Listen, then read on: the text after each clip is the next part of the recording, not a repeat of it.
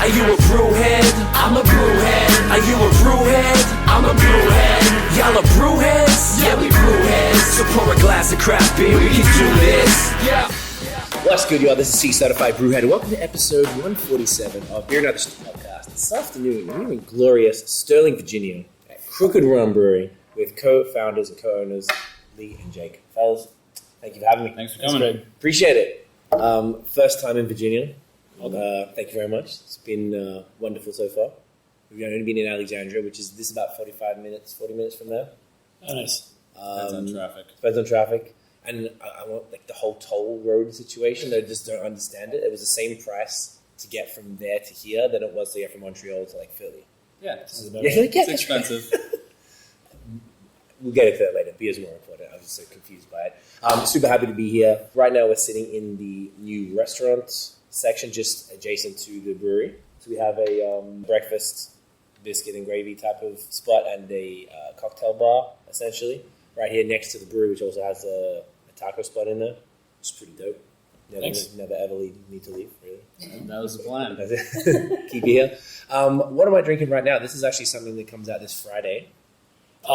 Saturday. It's our Saturday, 6th year anniversary. Okay. So this is one of 5 beer releases we're doing. It's called Ambrosia. So it's fruit salad inspired Berliner with cherries, oranges, pineapple, coconut, pecans, marshmallows, and milk sugar. Yes. And it's probably the most adjunct-laden beer that we've done. But tried to keep it subtle so that nothing really overwhelms anything else in it, and you get that kind of whole range of flavors in it. For sure. Super balanced. Really cool. Awesome. I haven't had an Ambrosia salad before. Is it just like chopped fruit? All kind of like... It's a weird, like, American white person potluck dish. And it's really good. It's all those fruits and pecans and flaked coconut and marshmallow with like Cool Whip and a little bit of sour cream, and it sounds weird, but it's really tasty. Damn. Okay, if I see that at a restaurant, do they have it at restaurants? Or it's it's like they don't. I mean, you might see like a Shoney's buffet, but that's probably it. So I have to make it at home. Yeah. Okay. Good to know. So just before we go any further, let's go into your individual beer stories before we get into how the brewery came about. So whoever wants to start, like, how did you get into beer? Like, how did it find its way into your life? Well, Jake started this, so... Yeah, sure. I got a homebrew kit when I turned 21, and I really like to cook, and I heard people made their own beer, and thought I'd give it a whirl, and my first beer turned out all right, and I just kind of kept going from there, and got more and more into it over the years, and I never really thought I would, do it professionally, but when I graduated college, job market was still terrible, and I just started looking into, what it would take to open a brewery, and there was something called the Pint Law, which was a Senate Bill 604 in the state legislature at the time that would allow for on-premise pints to be sold at breweries. And I talked to Jonathan Wright, the owner of Redbeard, which is a brewery down in Stanton. Mm-hmm. And at the time they were in the process of opening, and I said, "Do you think the bill's going to pass?" And he said, "Yes." And I thought, okay, I think this could work. So we opened up this little tiny Crooked Run in 600 square feet back in 2013. 600 square feet? Yes. Jesus. Yeah, apartment's bigger than that. Okay. I know. That was brewing area, bathrooms, tap room, fermentation, cold room. That was everything. How did that even work? I guess it was really hard. Tetris. Absolutely. And we made it work. And then after 2 years, we opened up Crooked Run Sterling, which is a 10-barrel brew house in 7,000 square feet. Nice. And that was a big step up. That's allowed us to do what we really want to do. And we still have our Leesburg location, which is really, really nice, cozy place to hang out at, right in downtown Leesburg. But this location is in flex warehouse space, so it's a lot different. Right. And what was the time difference between the original opening and this place? About 3 years. Okay. And then 2 years to open up this new restaurant that we're in right now. Right. Okay. So it's kind of been like a nice little steps. Right. Building it up. It's not like rushed or anything like that. Sick. How did you get into beer, man? So I was in construction management before I quit that to come over and work with Crooked Run. And I had the weekends off, but my wife works on the weekends. She's a horse trainer. Right. So I kept bugging her, when you coming home? let's go out. She's like, you need a hobby. So she also bought me a homebrew kit, and I was brewing on Saturday, Sunday, on the weekends. And the first batch of beer I made was really good. Started entering into homebrew competitions, joining homebrew clubs, and just trying to learn as much as I possibly could. And finally met Jake through a article that was published that he was opening up Crooked Run. Right. And so I reached out to him, asked him if he needed any help opening up the spot, and it was right down the street from my house. So started working there on the weekends, anytime during the weekday to help him get through it. And it was a lot of work. And then very quickly, Jake offered me to business partner opportunity, and kind of took off from there. Nice. That's great. So I guess you said you've both been running it full time for the last, 6 years as of this weekend? It's been full time for me. Lee came on full time about 2.5 years ago.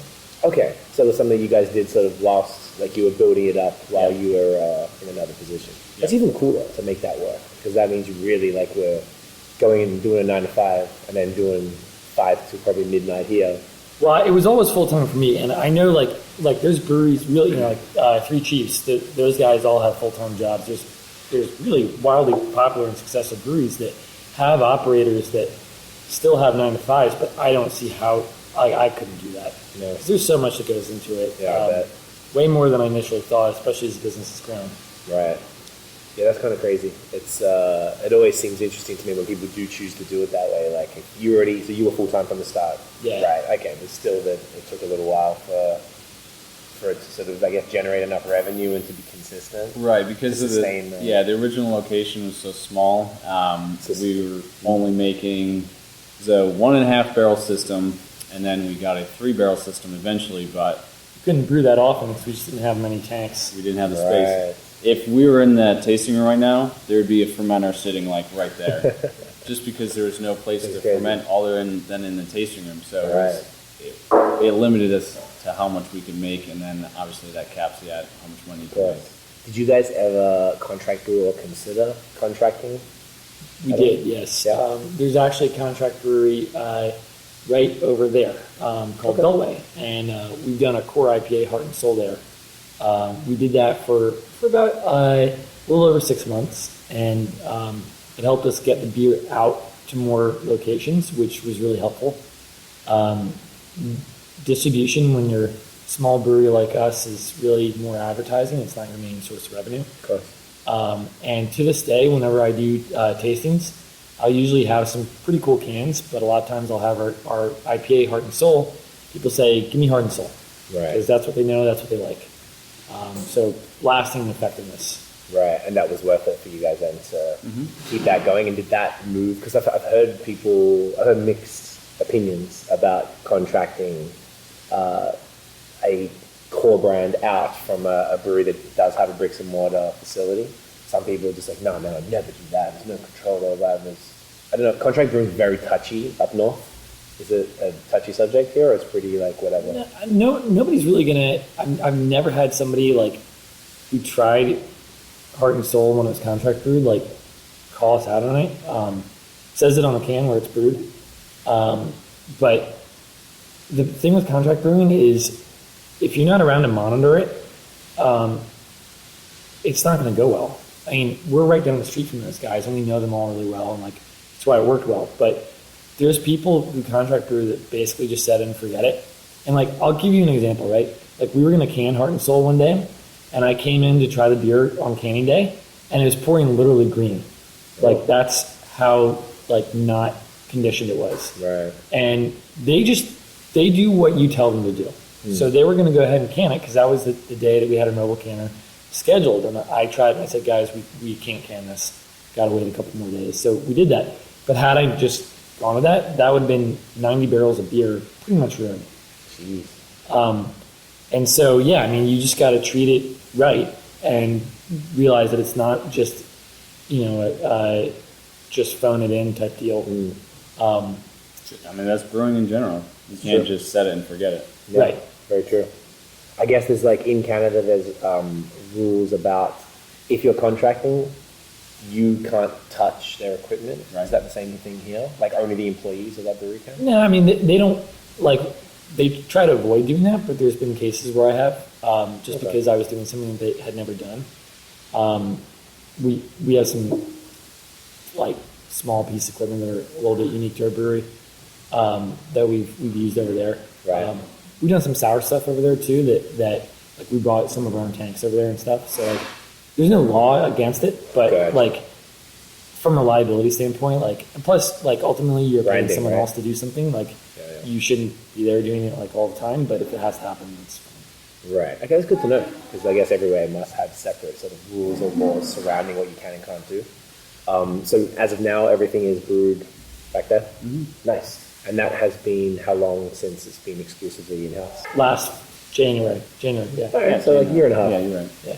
Okay, that's good. How do you guys feel? Is it a bit more of a relief knowing that there's full control, it's all in one place? Yeah, but we like lost all our permanent lines with that beer. We knew that was going to happen. We just don't have the supply anymore. Oh, because you just can't keep up with that volume because you've got so many other brands now? Yeah, so what happens when we were obviously making 90 barrels at the other brewery, that allowed us to use our existing tanks to make other beers. And those also became very popular. So we are in the process of adding another 40-barrel tank, and so that will help grow things forward. But we've always had the business approach of satisfying the taster room first. Right, and that's demands variety. And you can't be making 90 barrels of one beer. We're a 10-barrel brewery. We're not, a production brewery. We're just not set up to be that way. Would you go back to contracting just the one core brand out, or it's sort of... We've thought about it. Yeah. I'm not opposed to it. It's just it takes a lot of time and energy, and we're in the peak of summer right now with our new restaurant that opened, and it's probably not something we're going to get into right now, but it's definitely possible. Sure. Yeah, it's probably a little bit of a hectic time. So most of your, I guess, like you said, the driving is coming from, or the revenue is coming through the tasting room itself. Mm-hmm. Both of the tasting rooms? Yeah. Yep. The old one, have you kept the system there to make maybe like pilot or small batch stuff? Like really small batch stuff? Or? Yeah, so when we opened up this location here, we were in the process of turning over the Leesburg, the original location, into a sour facility. Oh, nice. That's a good idea. And so, again, it's still pretty small. So we were only able to fit, I think, maybe 8 barrels of fermenting sour beer, and that takes eight wine barrels. 6 to 8 wine barrels. Yeah. Oh, wow, that's not much at all. No. It takes like 6 months. Oh, like actual barrels. Okay, as opposed to the kettles. Yeah, We switched to barrel fermenting all our beers there. But yeah, like we couldn't get that much. And there's weight limits on the floor because it's an old lumber mill right. that the brewery's in. So like, yeah, we couldn't. You couldn't even like stack them, nothing like that, eh? Like no, we couldn't. Because of the couldn't weight. stack them. Yeah. Right. Jeez. But there was a new law that passed that you have to manufacture a certain number of quantity of beer that you sell at that location, because we would be transferring beer from here to there and selling it. And that law came out this year, so we're switching back over because, again, sour beer takes so long to make. Yeah. We need something faster. Yeah, we need something faster, so we're going to start making clean beer back over there, and just and beers specifically just to Leesburg as well. That's cool. So it keeps people having to visit both.